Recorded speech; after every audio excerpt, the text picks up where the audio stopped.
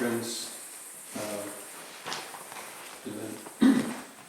talking mostly so far about the specific practice of meditation, especially of cultivating mindfulness, concentration, about the types of insight and wisdom, how to deal with distractions, applying that insight. But today I want to talk about kind of how the practice of meditation fits into our life in a kind of a general way.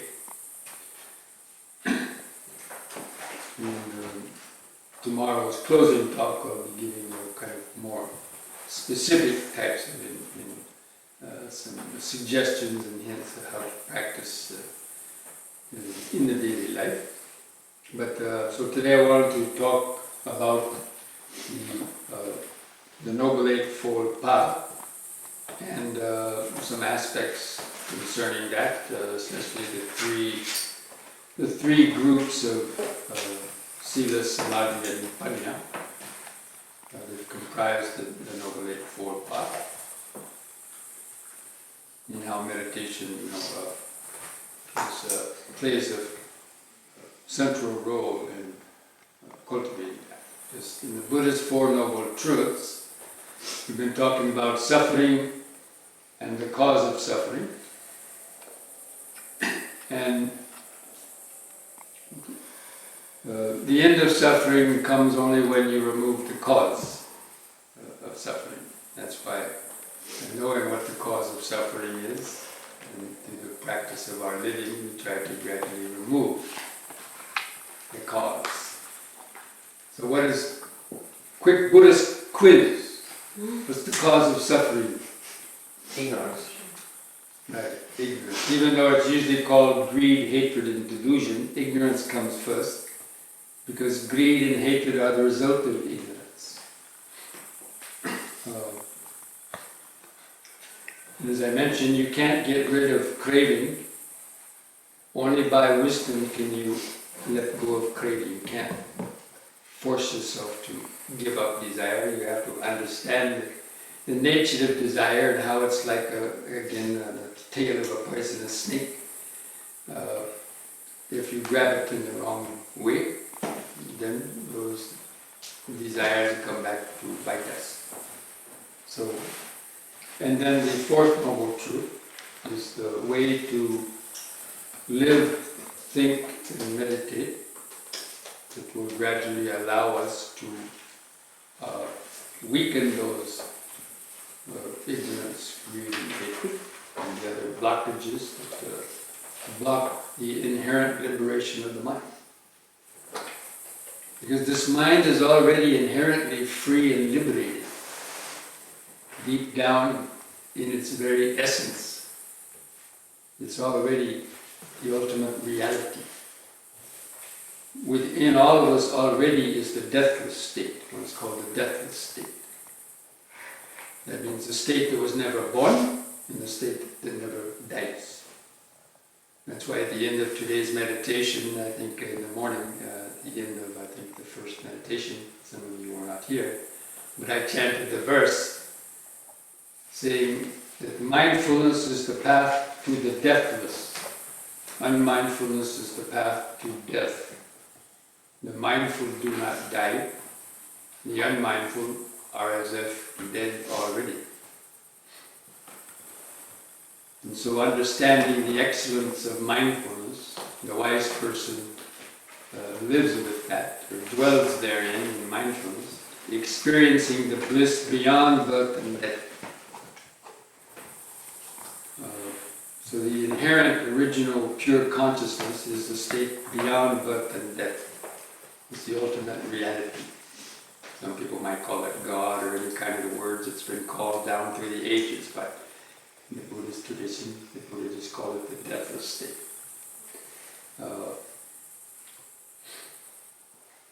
Anyway, so the path leading to the end of suffering being the Noble Eightfold Path. And the Buddha, he was like a map maker. If you want to take a journey, it's good to have a map. And if you want to drive from Bucharest to Amsterdam, for example, maybe for you Romanians who hadn't traveled too much before, to get in your car and say, "Oh, I'm going to drive to Amsterdam. I don't need a map." You just get in your car and you start driving on the freeway towards Hungary or Slovakia or something, and then you get distracted while listening to the radio or smoking a joint or whatever. I don't know. You don't see the sign for Prague or Munich, and you take the wrong turn and wind up going down in Albania or something. So that's why we have maps, because the maps are drawn by people who bend those routes and know the various roads, know which is the fastest road, know which is the slowest road, the more scenic road, and the more direct road, and so on. And we have to kind of trust the map maker. So the Buddha was like a map maker. We want to go from a state of conditioned suffering, ignorance and suffering, to a state of wisdom and the end of suffering. And so the Buddha had traversed that path, and he drew the map of the Eightfold Path. It's called the Noble Eightfold Path. And why is it called the Noble Eightfold Path? Because if you follow that path, it leads to a noble destination. The noble destination is the end of suffering. You can't get much more noble than that. The ignoble path is the path that leads to hell, or the path that leads to more and more suffering, confusion, despair, and so on. So anyway, the Noble Eightfold Path starts with right understanding. And again, this is kind of understanding the map. There's 3 levels of right understanding. The first is intellectual level. We read a book, and visit somebody's house, there's a little book, what the Buddha taught. Oh, that's interesting. You go listen to the lecture of a lama or a monk or somebody, and oh, that's interesting. Especially maybe in communist countries that have been denied any access to Dhamma for so long. And all of a sudden they got the internet and all these books are coming in. And what's the Dhamma? The Buddha. You read that and say, wow, this is interesting. Never heard this before. So anyway, it gets you interested. It pricks your interest. What is that Dhamma? What is this meditation? The end of suffering. Nirvana, karma. So you want to study. And so anyway, it pricks your faith. It gets your faith to want to. Well, something can be done. Something new. So anyway, that first level of understanding is getting a good intellectual understanding of the Dhamma that inspires us then to want to start practicing. So the right understanding is defined by the Buddha is understanding the Four Noble Truths. That means that's the right understanding defined by the Buddha, understanding suffering, the cause of suffering, the cessation of suffering, and the path leading to the cessation of suffering. Now, some people want to know, well, where did ants come from? Where did the sand come from? Who created this earth? what date and time was Earth created, this universe created? You know? Who created God? All these sort of metaphysical questions. And the Buddha gave a story that there was some person who was shot with a poisonous arrow. Who got a poisonous arrow? And his friends rushed over, let me pull it out, pull it out. He said, no, don't pull it out yet. I want to know who shot that arrow? What's the name of his father? What kind of wood was the arrow shaft made out of? What kind of poison was it? That person's going to die before he finds out the answer. So the Buddha wasn't interested in all these metaphysical speculations that cannot be really answered, or even if they could be answered, they're not really that important. Who cares who made the earth? Who cares what day it was created? What's important is suffering. That's what's important to every person, is the suffering they experience, day to day. Not these other types of questions that have no bearing to their life now. And not only now, but even in the future. So anyway, that's why the Buddha's right understanding is not about explaining the nature of every grain of sand in the universe and all these other kind of things. Whether there's a God or not a God. Or, So, so that right understanding includes, especially the law of karma is probably the most important of these laws of nature, the Dhamma. And actually the Dhamma refers to the laws of nature. The Buddhist teaching, we taught about the laws of nature that govern happiness and suffering, that govern the operation of the mind in this world.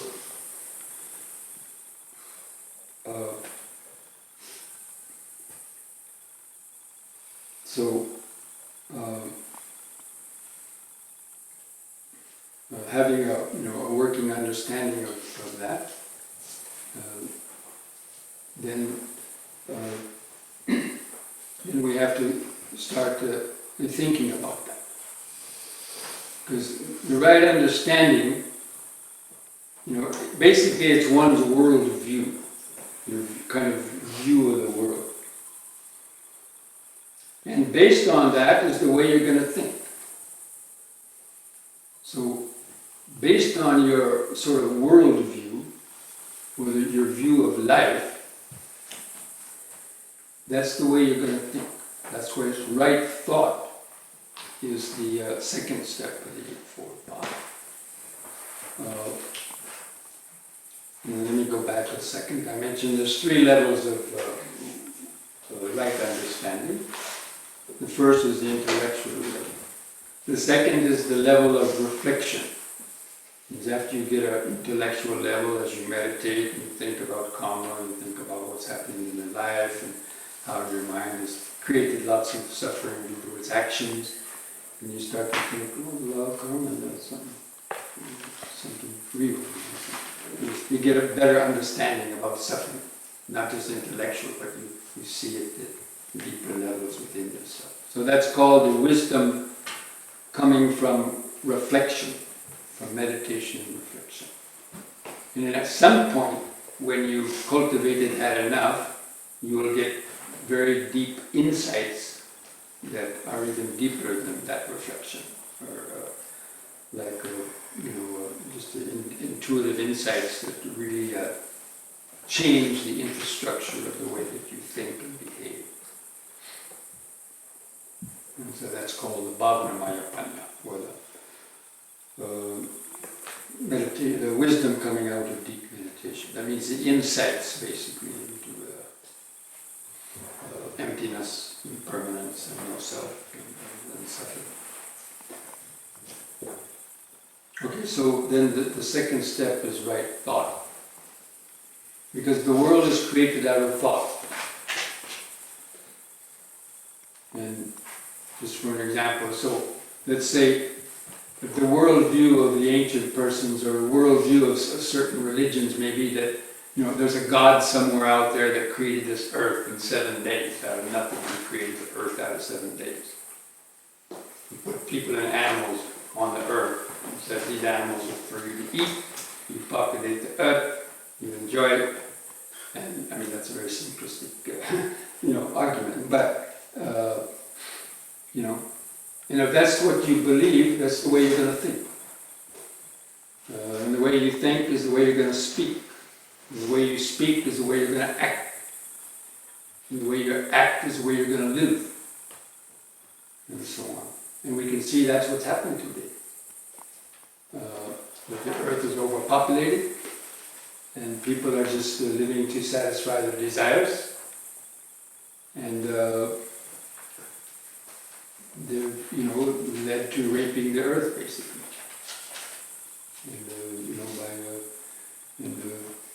And so many other things. And that's a simplistic maybe explanation, but still, there's a lot of truth in that. But it comes from the worldview. So the worldview of the Hindus and the Buddhists was more organic, because they didn't see human beings as being made superior to animals, or some being making the earth. So it's all come out of it's more evolutionary type of thing. It would be more close to Darwin's theory of evolution, you might say. Is the way that life developed on Earth, and that human beings are not any more important on Earth than in animals, really. Except for the fact that having a human mind and body affords one to study Dhamma and and eventually get out of the wheel of suffering. But in fact, humans do more to destroy this earth than animals do. We see that. A couple of atomic bombs can wipe out the whole earth. Animals don't do that.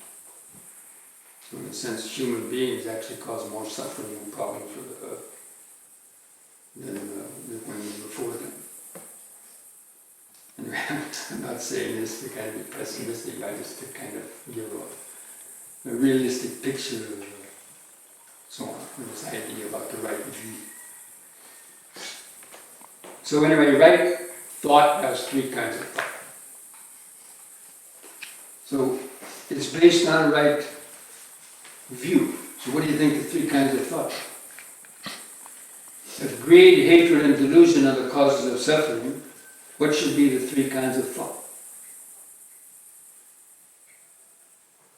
Come on, think about it. Don't think too much. Okay. The thought of simplifying your life, or what is called the thought of renunciation, nekkhamma sankappa, is the Pali word. But I think especially for the general population and so on, simplifying one's life, learning how to simplify the life. Life's become too complicated for most of people. They're too busy. They're always busy doing so many things. They don't have time to meditate. They don't have time just to relax and contemplate the realities of life. They're too busy with desire, fighting others. You're trying to control and dominate others, trying to get rich, whatever. They're amassing all these materialistic toys and so on, and to amuse themselves, or to build up their egos and so on. You see, that's making life more complicated. So the thought about simplifying the life, like the hippies back in the 60s, right? Back to the earth. They rebelled against all this establishment stuff. Go back to earth and kind of be more simple. Not advocating that, but anyway, it's just we thought that all these things that we collect is just a burden on our mind. We have to protect them, we have to worry about them, we have to wash them, clean them, and that takes a lot of our time and energy. What kind of real benefit do they give us? if we really check up, I mean, an aspect of right thought is to check up every year in your life and see what you've done in the last year. How much time, worry, and tears have you spent occupied with things that haven't really done you much benefit in terms of well-being, in terms of inner happiness. Just really keep tabs on that, and see where you can, what you can drop to simplify one's life. And then you have more, life is not so cluttered. So that's an aspect of right thought. That it's in accord with the Dhamma. And then the thought of non-ill will. We can see all of the hatred and prejudice and animosity in the world today because of people's different beliefs and thinking they're different than us and this and this and that. And reinforcing that and all this ill will of just anybody who's harmed us, and it's poison, in our minds. So the thought of metta, the thought of non-ill will. How nice it would be if the mind is free of these thoughts of anger, revenge, and hatred. And then the practice of metta is the actual, antidote for it. The practice of metta meditation is an antidote for this ill will and anger. Knowing that basically all living beings have salty blood, or salty tears, and red blood. And we all die. We all breathe air. Those are the common denominators of all living life. All these other things, what religion you have, what color skin you have, what kind of hair you have, where you were born, all these are just secondary things. The common denominator, all living beings have those essential things. We're all going to die, we all experience suffering. And to see everybody as one, having essentially come from, evolved out of the same life force. Unfortunately, it's too bad people couldn't believe that. They're clinging and attached to their views, opinions, religions, ideological beliefs, political beliefs, attached to their clan, their race.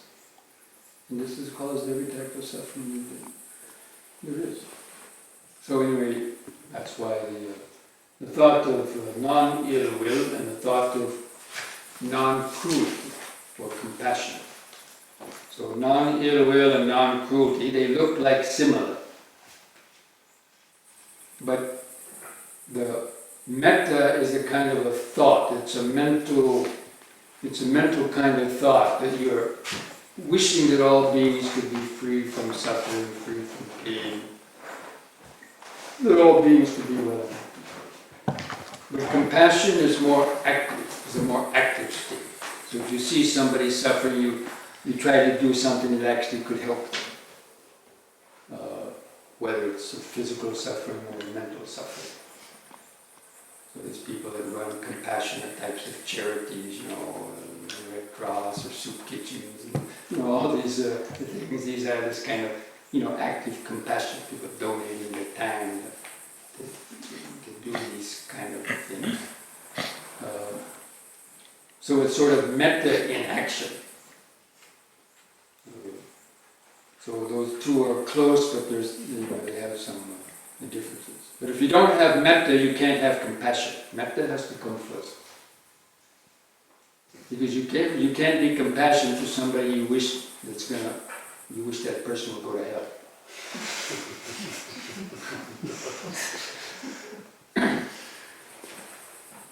So those are the three kind of right thoughts. The thought of simplicity, okay. Simplifying. Downsizing. I like to use the term downsize. So if you got 3 houses and you have to worry and work overtime to support them and all, sell 1 or 2. You really need 1. You travel, rent a place. You have 5 cars, You only have 2. If you have 5 cats, when they die, don't buy a new one. Right? Because all these things take our time, our effort, our energy, and cause us tears also when they change and vanish. So to simplify the life is a great blessing.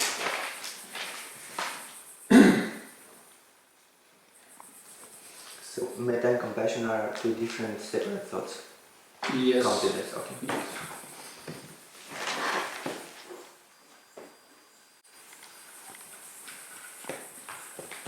But you could say that thinking about the Dhamma is also the right thought. So even apart from those 3 specific ones, like thinking about impermanence, for example, thinking about conditioning, these are also thoughts of Dhamma, which could be considered part of right thought.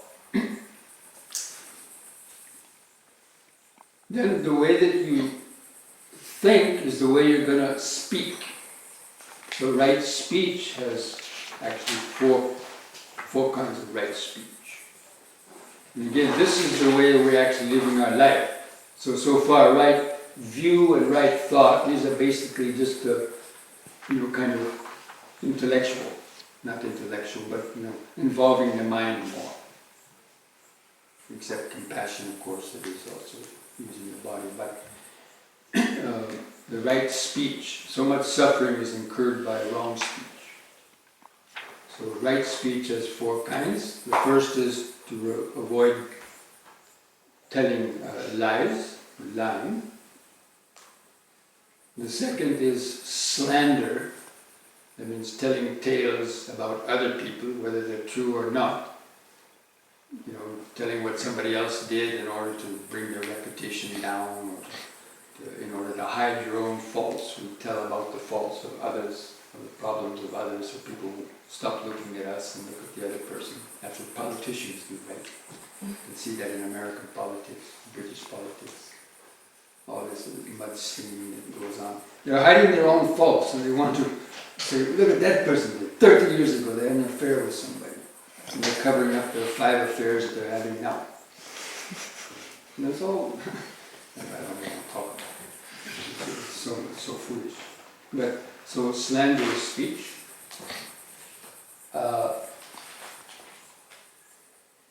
And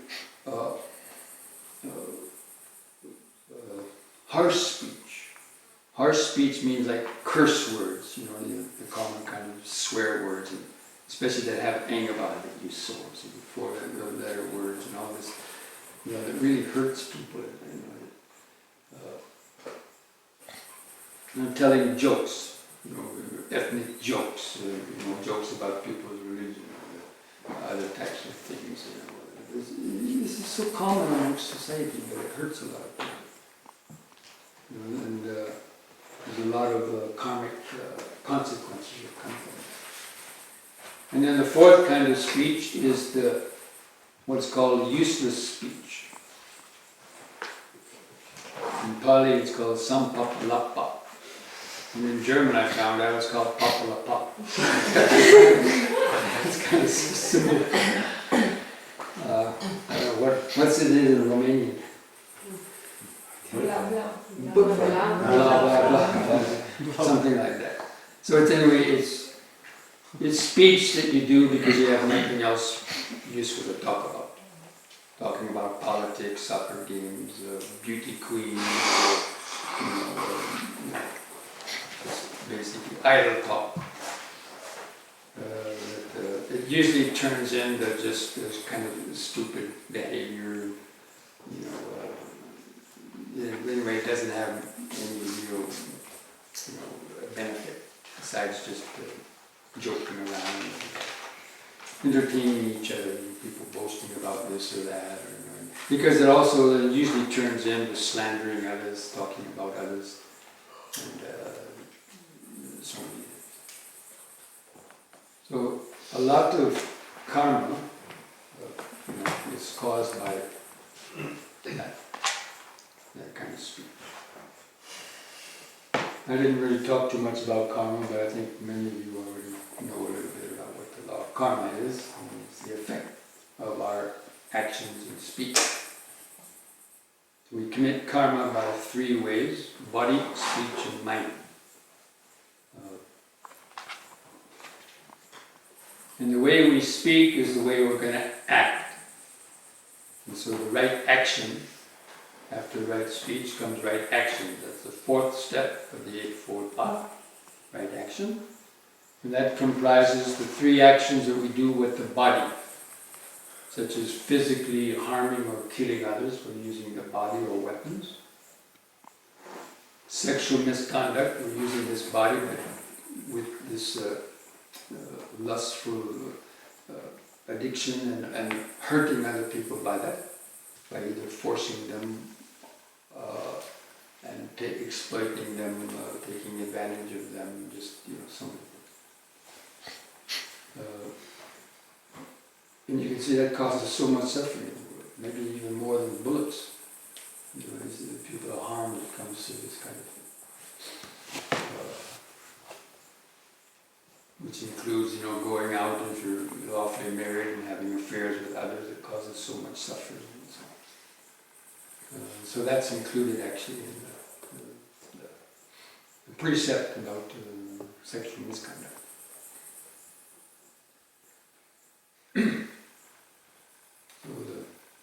And then stealing. Stealing is something we do with the body, with our hands, or something, taking what doesn't belong to us.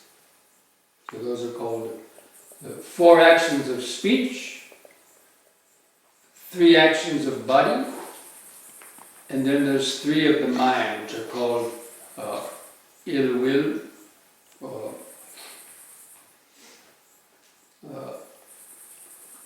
conceit, and wrong views. These are mental thoughts, impure type of thoughts. That means conceit means the ego, thinking one is better than others, and pride and vanity, and so on, which is a thought. It's considered a negative kind of thought. And also ill will and wrong views, because they're what cause us to do so many unwholesome comments. So altogether, those are called the 10 unwholesome actions. What are called akusala kama. Dasa akusala kama. The 10 unwholesome actions are 3 of them by the mind, 4 by speech, 3 by body. And those 10, because those incur painful karmic results, whether it's in this life, in next life, or in many future lives. Whether you believe that or not is up to you. But even in this life itself, we can see the effects of those actions in ourselves as well as others. We read about it all the time. Especially these days, there's some crazy things going on in the Middle East, and these religions and so on. And, people are just so dominated by the wrong views that it's causing so much suffering in the world. So it's not a joke. Anyway, so those things, the right thoughts, right speech, and right action, they're dealing specifically with these 10 kinds of akusala karma. We call it the opposite 10 qualities, which basically means the opposite qualities. And then, following on because the way you speak and act is the way you're going to probably earn your living. Maybe, maybe not. But right livelihood is the 5th of the Eightfold Path, how you earn your living. Basically, everyone has to have a job and earn their living in some way or another.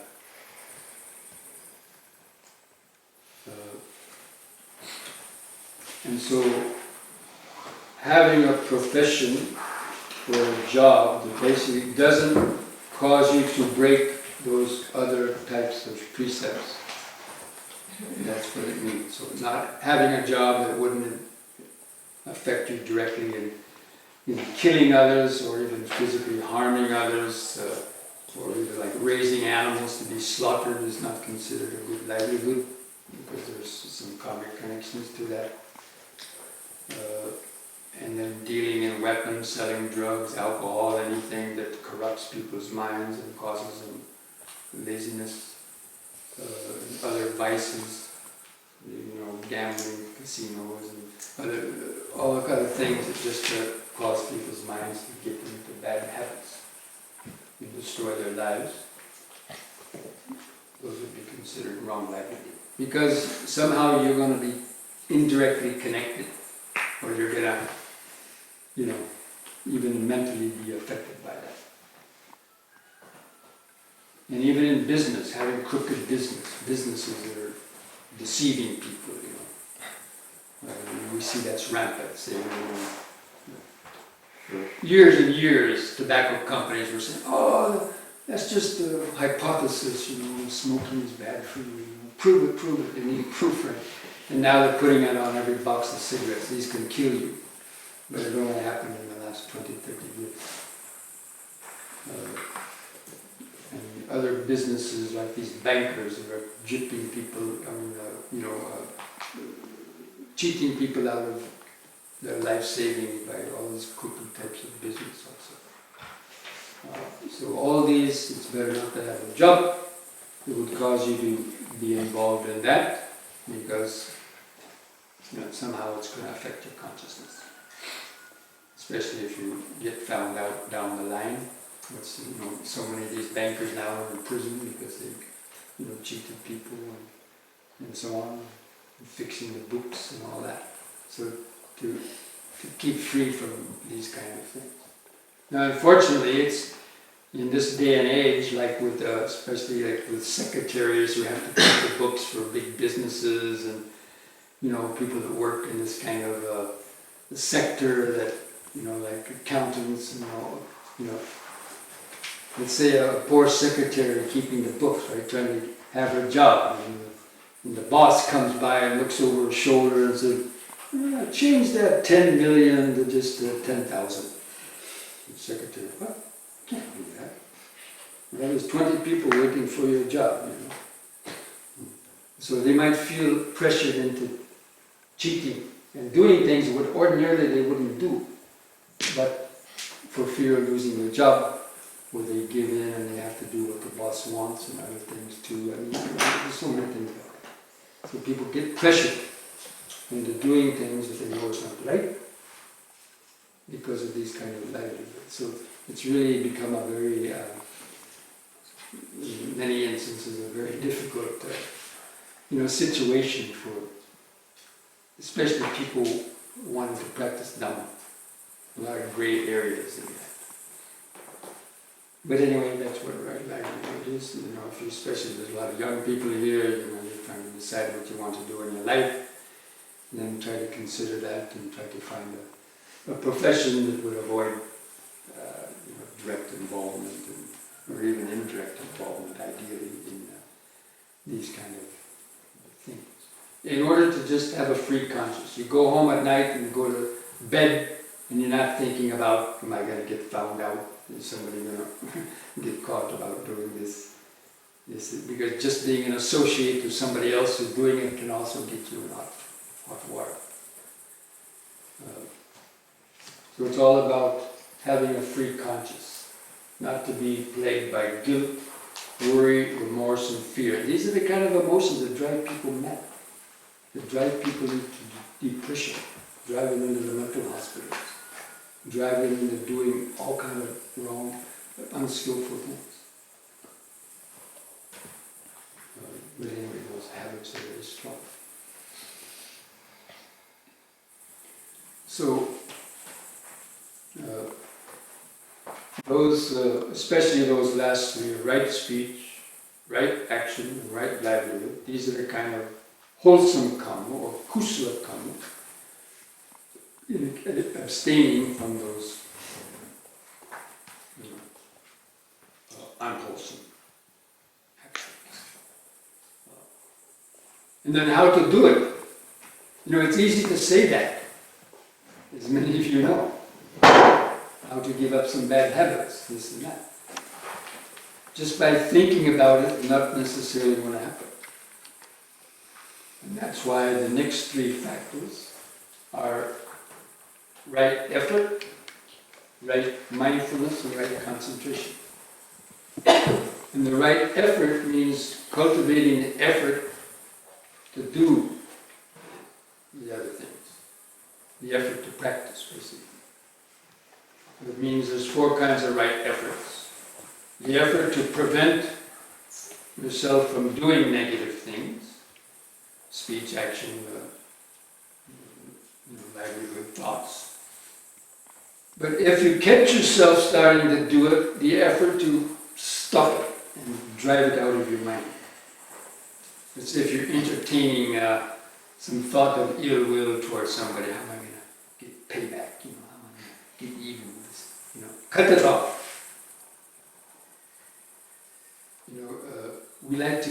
We get a thrill out of plotting revenge, or entertaining some fantasy we know we'll never be able to achieve. But we like to do it anyway. But it's a waste of time. It gives us some little comfort, maybe, but enjoyment. So the effort to drive that out of the mind by replacing it with the opposite kind of thought. So if you have a thought of ill will in your mind, you replace it with metta. You replace it with compassion. Thinking about how to hurt somebody. Think of compassion instead. To cultivate compassion.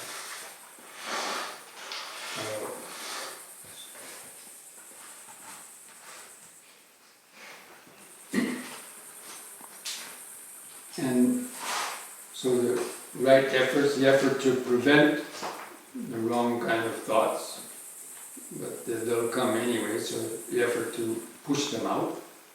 And then the effort to create the good qualities that maybe you don't have yet.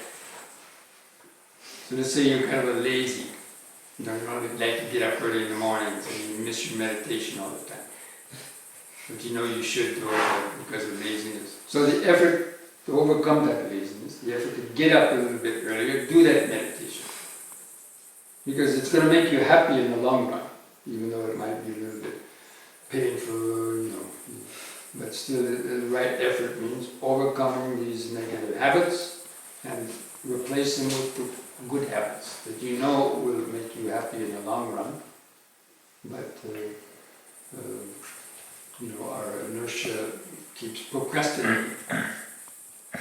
So the effort to cultivate wholesome things that you don't yet do, in terms of those kusala karma actions. If you don't practice compassion much, start practicing compassion. Do meditation. Actually, meditation, cultivating one's mind, is considered to be the ultimate, absolute best good karma there is in the universe.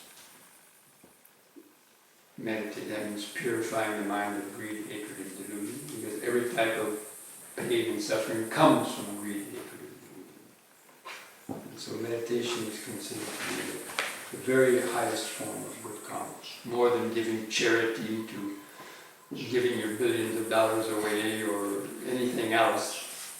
Purifying the mind of greed, hatred, and delusion is considered to be the best form of karma. Because it leads eventually to the end of karma, and to the end of suffering. Anyway, so that's the right effort. Basically, it means the effort to practice and to overcome your negative states and to create the wholesome states that's going to lead to more and more happiness. But how to practice the right effort? That's where mindfulness comes in. Because we're unmindful, so we just give in to our lazy habits and roll over in the bed and you don't get up ready to meditate. Because mindfulness doesn't just mean recognizing something, but it also means knowing the right thing to do and having the a clear comprehension with it. That's why in Buddhist terminology it's called right mindfulness, as opposed to just mindfulness, right mindfulness. The term in Pali is samma sati, not just sati, samma sati. In the samma, all the aspects of the Eightfold Path have the word samma before it. Samma ditti, samma sankappo, samma vacha, samma kamanto. Not just any kind of speech, any kind of action, any kind of thought, any kind of effort, right effort.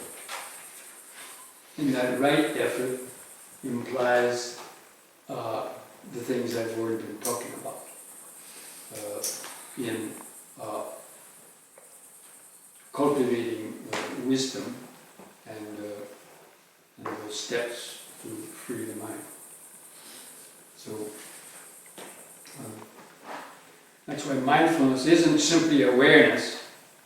Oh, I can be mindful of telling a lie, but tell it anyway. Right? We're mindful of the desire to kill that mosquito, but killing it anyway. So that's not right mindfulness. Right mindfulness means you do the right thing, whatever you see in that mindfulness. Anyway, so and then the right concentration. And we've been talking already about mindfulness and concentration. Although there's a lot of other things to be said about it, but we don't have enough time to go into details about everything.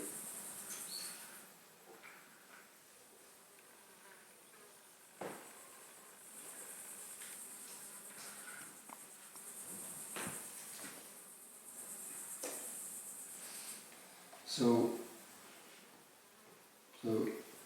basically again, the Noble Eightfold Path, right understanding and right thought, they create the underlying foundation. And that's part of what is the wisdom group. Those two factors, right understanding, right thought, they belong to what is called panna, the Pali word for wisdom. And right speech, right action, and right livelihood, they belong to the group called sila, or right behavior, or cooling behavior. And the right effort, right mindfulness, and right concentration belongs to the group called samadhi, or collectively concentration or calming the mind. So the Eightfold Path, for people that can't remember 8 things, they've simplified it into 3 groups: Sila, Samadhi, and Panya. Or usually translated as morality, concentration, and wisdom. Some people don't like the term morality, but skillful behavior. It's the behavior of body, speech, and mind that's skillful, that avoids the trap of suffering, and that builds the foundation of happiness. That's why it's called skillful action as opposed to unskillful action, which is the painful karma, which leads to suffering. Okay, now these 8 eightfold steps, 3 are the most important. Out of those 8-fold paths, 3 are the most important. What do you think they are? Anybody have an idea? 1? The rest 3. No. Not killing. No. Mindfulness. Mindfulness is probably the most important. Second comes right view, or right understanding. And the third is right effort. So the three most important, these are called the three pillars of the Eightfold Path. These are called, this is a pillar, that's a pillar, and that's a pillar. They're supporting the roof. If you take them out, the roof will fall down. So the three pillars of mindfulness, right understanding, and effort, they're like the pillars that support right thought, right speech, right action, right mindfulness, right concentration. Now, I'm just going to give you a simple example of how that works.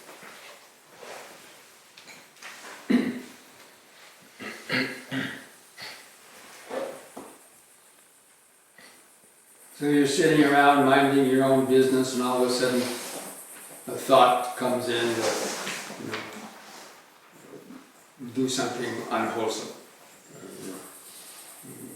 go get drunk or something, or go indulge in some unskillful something, tell a lie or whatever, go sleep with somebody else's boyfriend, or husband, or wife. When you know it's going to be tricky. So anyway, so a thought comes into the mind. So mindfulness recognizes that this thought has come into the mind. This desire to tell a lie, desire to cheat on my job application, to cheat on your income tax record, for example. So a thought comes into the mind. So that's mindfulness. Kind of recognizes it. This kind of thought has come into the mind. And then right understanding understands it as this is a wrong thought. And this is a wrong action based on the karma. Understanding understands it as wrong. And then the right effort is to drive that thought out of the mind and replace it with telling the truth or doing the opposite. And so those three things can be applied in any situation. First, the mindfulness recognizes what you're going to do, what are you about to do now, because of your intention. The understanding understands it as, this is unskillful, if you do it, there could be some painful consequence. And then the right effort is to say, no, I won't do that. I'll do the opposite. Or maybe just not do it, but go a step further, you do the opposite. So instead of telling a lie, you tell the truth. Instead of stealing something, practice giving. Instead of harming somebody, do something good for them. Some action. Like that. Instead of rolling over and going to sleep in the morning and miss your meditation, you get up and meditate. So anyway, this is how those three pillars are supported in the Noble Eightfold. Right understanding understands what is wrong, and what understands what is right, from the Dhamma point of view. Again, this is not like absolute things. The Dhamma, right and wrong, doesn't mean some absolute. It means what we consider wrong is it leads to suffering. What we consider right is it leads to lessening of suffering and to more freedom of mind.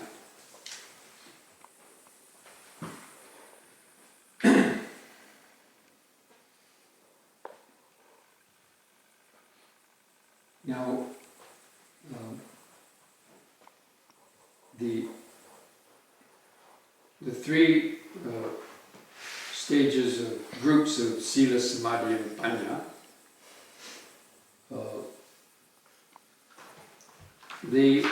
they work on different aspects of the mind. And Sila is like having a policeman in the back of your mind. Because practicing Sila means like taking the precepts.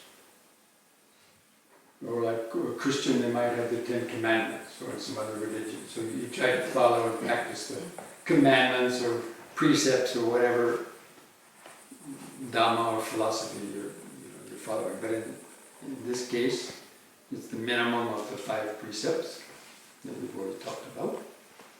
And that's why Buddhists recite those 5 precepts every single day to keep reminding themselves. To abstain from killing, lying, stealing, sexual misconduct, and intoxicating the mind.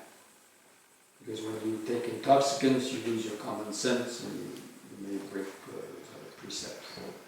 Normally, Buddhists abstain from not taking intoxicating drinks or drugs that render their mind out of control.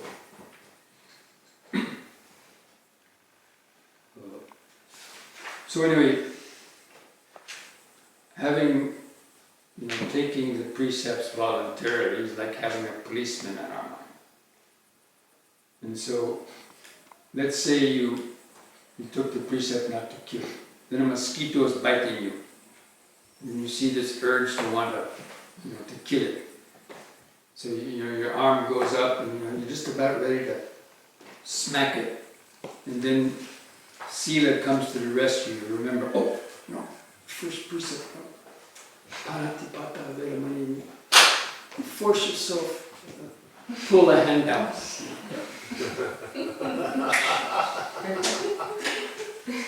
But at least you didn't actually kill it. But the thought was good. But at least you didn't kill it. So the policeman prevents the karma. The sila prevents you from actually doing the bad karma. You have thought about it, like not to tell a lie or steal or something, but at the last minute your judgment comes in and says, no, I'm not going to. Because you took that, let's just say you took the precept.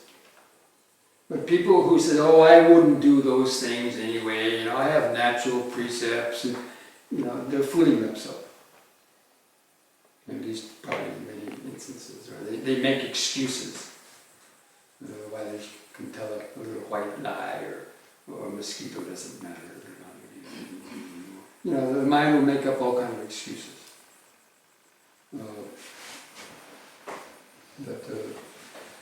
So anyway, the sila is like a policeman. It's a consciousness. Conscious, I shouldn't do that. If you don't have it, then you get driven by your impulses, and afterwards you say, well, I shouldn't have done that, but okay, next time I won't do it. And then the next time, and the next time. People go on repeating the same things forever because they haven't made a determination, no, I'm not going to cross this line about collective behavior. Anyway, so the sila helps you from committing the actual karma. But still you would like to do those things. That's why practicing sila isn't enough.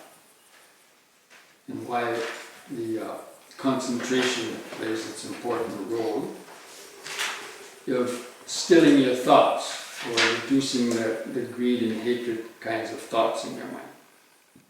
Because when you quieten the mind in meditation, you practice meditation for an hour, the last thought in your mind is you want to go up and kill somebody, or to steal something, or to slander somebody, or to even get drunk because your mind is so happy with that concentration. You see? So the right concentration even stills the desire for those things. So the sila prevents you from actually doing them. The developing of meditation actually neutralizes the desire even to do them. And then panya even goes deeper than that. Panya goes down and digs out the root of that, of the defilements. Because with concentration, after meditating, your mind gets calm.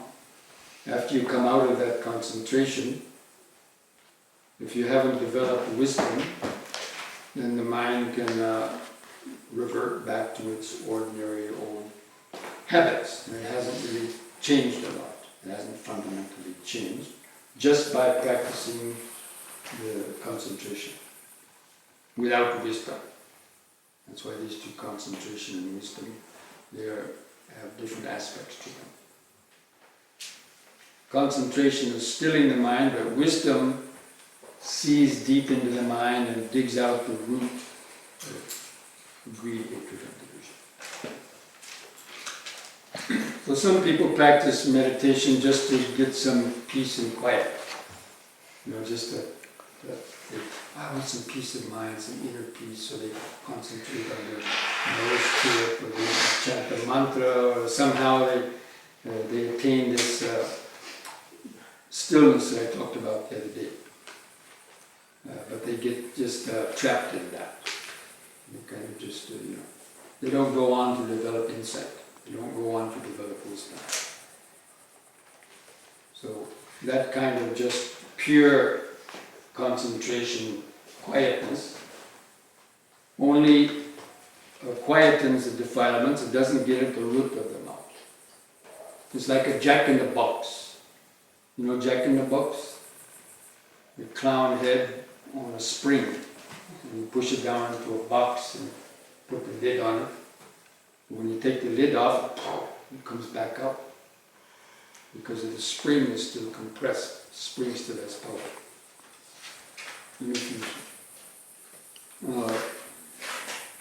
So concentration is like that. Somehow you succeed in, keeping your attention at the tip of the nose, or in some other form of concentration, just sitting, breathing.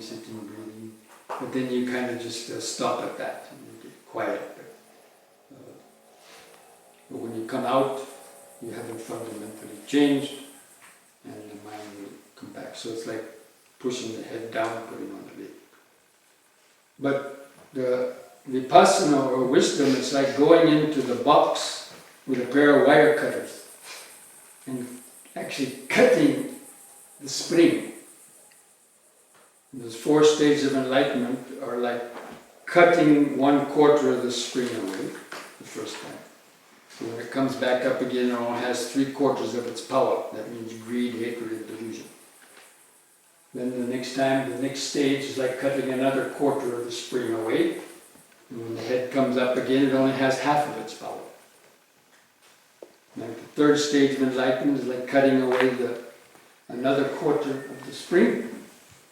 So when it comes up again, it only has 1/4 of its previous power. And then finally, with the full enlightenment, it's like cutting the last bit away. And when you take off the lid, the head doesn't come back at all. And that is the function of the wisdom. Not just purely getting quietness of mind, but it's the wisdom that actually gets out the root of greed, hatred, and delusion. But especially the ego, transcending that, overcoming the power of the ego delusion. So that's how those 3 stages work in the practice of purification. It's called the path of purification. Okay, I think I've gone on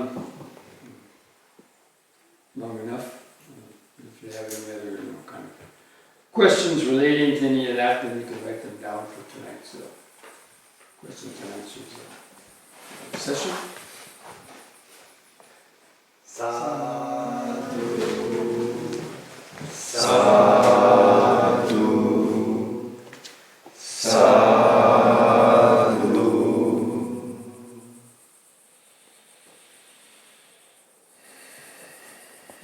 Don't you think it feels nice to say that? Yeah. Because it's recognizing that you're hearing something that can benefit your life, not hearing all the rubbish you hear on the news and on TV and everywhere else. The Dhamma is something that can elevate your life, so it's not easy to hear that.